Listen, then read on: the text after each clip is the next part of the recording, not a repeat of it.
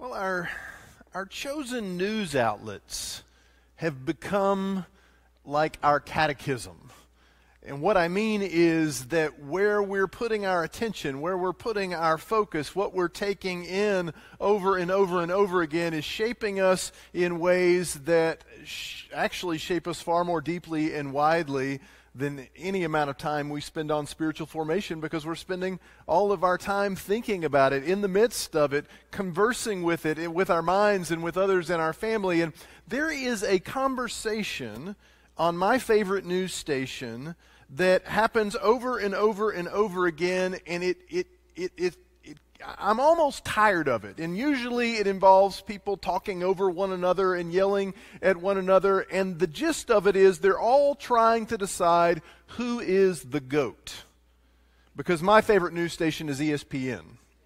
And that's, if I'm going to watch one, that's where I'm going to watch. And they're always talking about the GOAT. Now, I'm old enough to remember a time when I was too young to say I'm old enough to remember a time. But I'm old enough to remember a time this morning when being the GOAT was a bad thing. Being a goat, if you're talking about it at church, in Scripture, you talk about the sheep and the goats, and nobody wants to be one of the goats, even if the goats aren't all that bad. Or in sports or anywhere else, when you talk about the GOAT, it used to be that you're talking about someone who messed up, someone who's at fault, someone who has failed. But at some point in my early adulthood, that shifted, and everybody began to talk about the GOAT in a different way. This is probably why Isaiah Pacheco was carrying that goat around at the parade last week. Are any of you wondering about that? It's an acronym, greatest of all time. We've actually had some people asking about that. So there you go. The GOAT. Who is the GOAT? And by giving him that, they're trying to say something not about Isaiah Pacheco, but about number 15. By the way, if anybody wants to get me a t-shirt, I like those creative hometown t-shirts, and one of them, it's red, there's an image of a goat on it, and it says 15 in the middle of that, and I'll take that if you want to share that with me. That's great. It's not about me. But who is the GOAT? Is it Brady or Mahomes? Is it LeBron or is it Jordan? They like to talk about this again and again and again, and I'm just about tired of it, but we have to talk about the GOAT this morning because Jesus is talking about the GOAT this morning. That's basically what's happening in Matthew 22. There's a conversation that they are tired of, a conversation that many people are having over and over and over again, and the conversation is about what is the GOAT command. The greatest command of all time, the greatest law of God of all time. And this is not a question that was new or unique to Jesus. This is a question that was floating around and they were conversing about all the time, talking over one another, trying to see who had the best insight or the best idea. And they're trying to trap Jesus, of course, we know, by asking him this. There are 613 laws in the Old Testament. And so with 613 laws, there are 612 opportunities to scrutinize his answer, to criticize his answer, to talk about why his answer wasn't the right answer. But of course, he gives what is one of the only answers that they couldn't be upset about because it was the most commonly given answer, and then he makes a little twist on it. One scholar remarked that Jesus' answer was so traditional, no one could challenge him on it, and so deeply searching, everyone else would be challenged by it.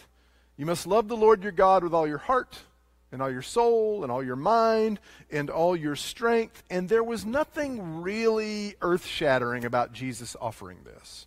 This was the Shema. So by the 2nd century, this was a prayer that Jewish people were praying every single morning, at least once, if not multiple times a day. So Jesus offering this command from Deuteronomy 6:5 is not really that surprising, that innovative. But in his simplifying of the law here, he does something that is innovative, and that is offering the neighbor command from Leviticus 19:18 alongside it. And when he does this, especially here in Matthew, if you notice, he says in verse 39, and the second is like it, which in an interesting way makes the two commands one.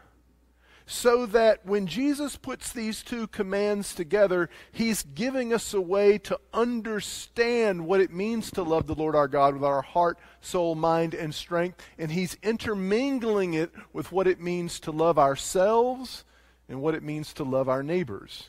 So that if we want to love our God well, we're loving our neighbor well. If we love ourselves well, we probably understand the love of God at a deeper level. And all of these things are working together. So Jesus has taken this one command and he has simplified it and summarized it in a way that has also made it where it can be innovative and applicable in any number of situations. Now, this reminded me, as I was looking at this and thinking about our series, of a illustration that Jeff Langford, our outgoing deacon chair, shared at our most recent deacon retreat, and it was basically about the Kansas City Chiefs. Now, if you know Jeff, that may be hard to believe.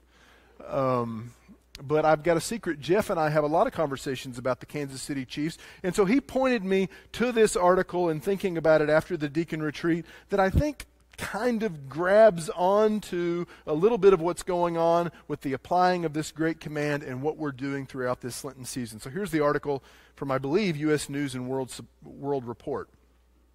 There was a moment back on Christmas Day. Anybody tired of hearing about the Chiefs yet, by the way? Okay. Just checking.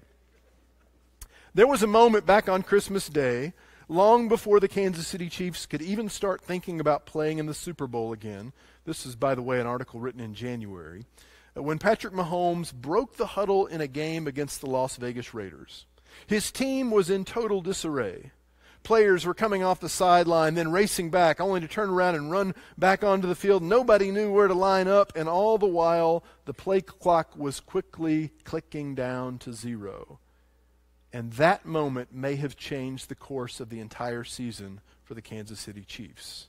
In the midst of that deflating loss to the Raiders, their 5th in 8 games, Chiefs coach Andy Reid and his offensive brain trust came together and had the realization that their famously complex offense had grown, well, too complex.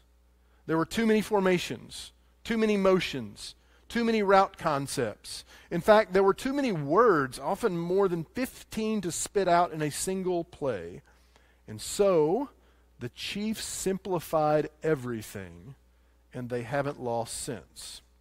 By simplifying things, the Chiefs have gotten to the line of scrimmage in the playoffs with 15 or 20 seconds on the clock, and that has given Mahomes time to survey the defense, change protections, or audible to an entirely different play if necessary, or in other words, the simplification has allowed them to innovate. Nobody took offense to any of this, Coach Nagy said. We just said, how can we get better? And we started with that. They started with that. What did they start with? They started with simplification. They started by simplifying the play calling in a way that would be more easy to understand and also innovate off of, which is not so different than what Jesus does here in Matthew 22, in the way that he simplified and summarized the law so that it can be applied to us in various situations in innovative ways in our understanding. And getting back to the basics for them was essential. Just like getting back to the basics for the Chiefs was essential this year as well. And it started not with games, but actually with practice. Andy Reid is actually famous for his practices among a lot of players, how he makes the practices really intense and difficult, but also in this simplification, because Andy Reid understands that success ultimately begins not on your game day, but in practice. In fact, many of Mahomes' most magical moments are things he has actually practiced. On my favorite news outlet, ESPN, they have shown video of this. And you can see the different ways he practices his innovation. He's been through these cycles in the practice field before it happens on the playing field. And this is important in all levels of training. I was talking with a police officer once about the importance of drills and training and rehearsing things over and over and over again, especially when it has to do with crisis situations, not unlike what also happened at the parade this past week. And so they lead us as schools and churches and various organizations, police and security officers, will help lead us through these various training exercises so that when the thing happens, we're ready for it. And he said the concept that they use when they're doing that is this. He said, in a high-stress situation, your mind will have a hard time taking your body where your body has never been. In a high-stress situation, when things are extra anxious and extra chaotic and extra crazy, your mind will have a hard time taking your body where your body has never been. This is true in the life of faith as well. This is true when things happen in our lives and we're sensing, what does it mean for us to connect with God and others in a meaningful way in this moment? A lot of times the depth of meaning in that arises out of how we've been living our everyday lives. This is true in our lives of faith, and this is really the purpose behind our Lenten emphasis this year.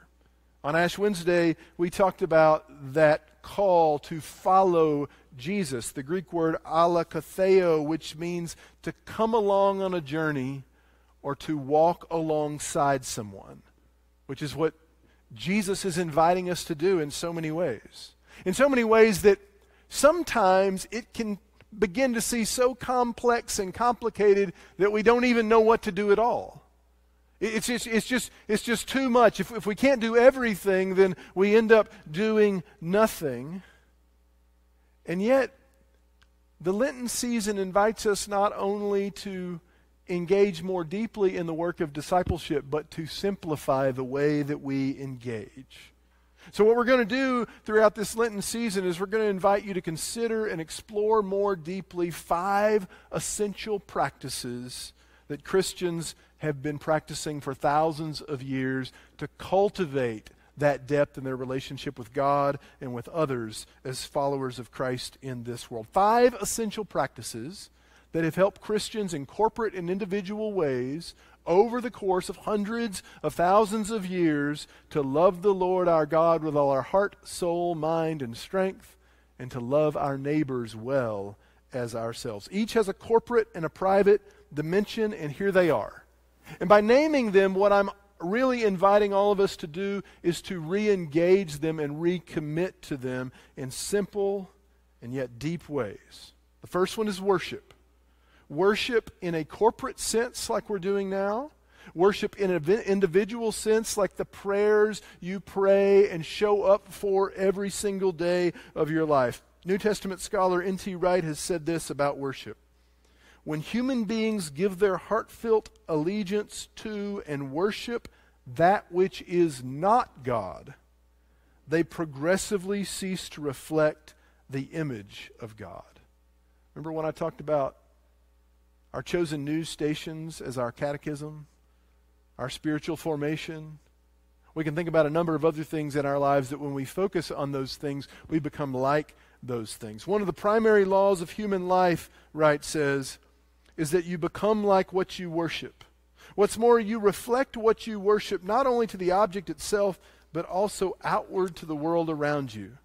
Those who worship money increasingly define themselves in terms of it and increasingly treat others as creditors, debtors, partners, or customers rather than human beings.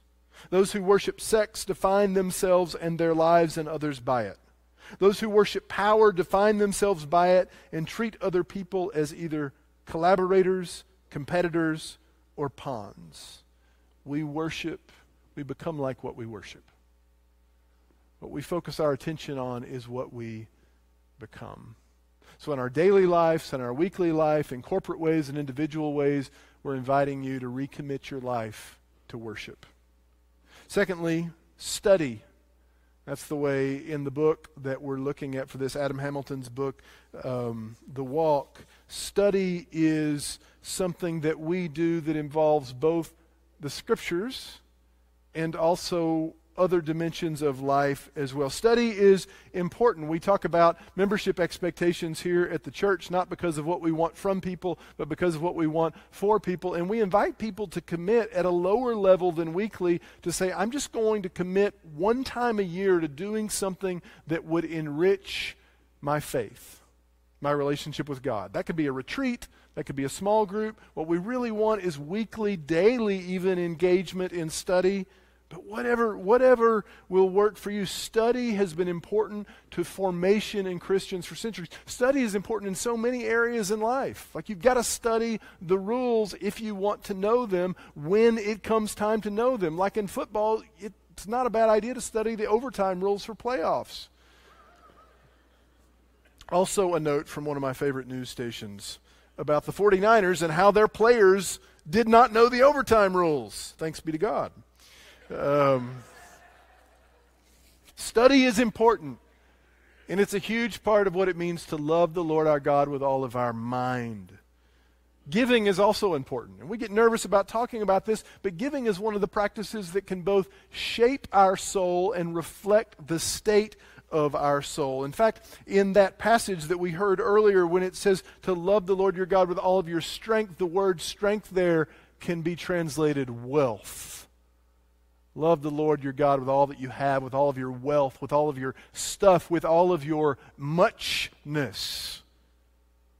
Love God with your muchness.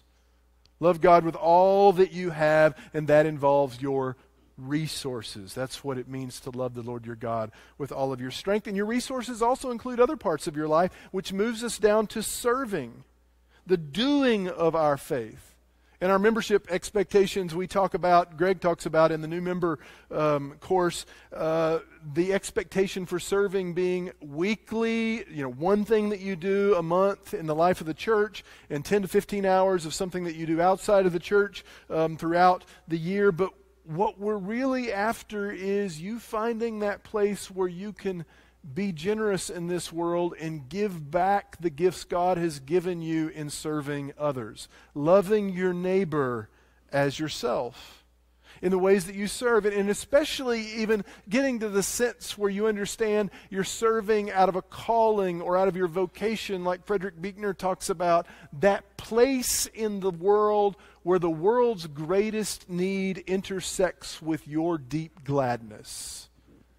We want you to understand what God is calling you to, what God has made you for, and to live that out in the way that you serve others. And then the fifth thing is sharing your faith, which makes a lot of us really uncomfortable. But there are a lot of ways to share your faith. And when we share our faith, when we name it out loud, we deepen it also within us as much as spreading it to others. We celebrate it. We shine a light on it. We see what God can do with it.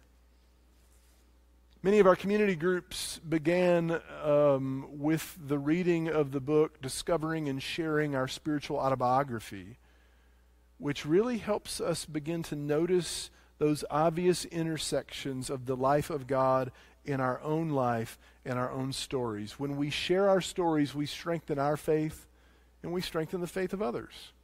On Palm Sunday, when we talk about faith sharing, one of my oldest friends, James Piazza, we've been friends since junior high, is going to come, and he's going to talk about some of the ways in the morning, he's also going to be our Holy Week speaker, that sharing faith, that God has used sharing faith and sharing stories in powerful ways in his own life and through his own life. My friend James, when we were 16 years old, when we were in high school, him and two of my other friends were in an automobile accident, which left him paralyzed from the chest down. And James and I have had a lot of experiences together, powerful, transforming experiences together. I was his nurse's aide in college. He knows where all of the bodies are buried in my life, so I've actually had a little bit of remorse after asking him to come. You may find things out about me that I don't want you to find out, because James has got the stories all the way back to junior high. But James is going to come and share about the power of sharing your faith. Not only his faith, but also your faith. You sharing your stories and how God has intersected with your life in this life. What might it look like for you to begin taking steps throughout this Lenten season in those 5 areas? Worship, study, giving, serving and sharing your faith. That may sound a little too complex, like a little too much, but what would it look like for you in the ways that you feel like you can handle to begin practicing your faith in those 5 ways more deeply and more thoroughly as we move toward Good Friday and Easter Sunday during this Lenten season? This Lent is going to be about us getting back to the basics, simplifying, so that God can also use us in not just simple but innovative ways. I'd like for us to have a few moments to reflect on our sense of commitment and how Jesus is calling you to deepen your commitment to God in the days ahead. And then following that time of reflection, Chip will lead us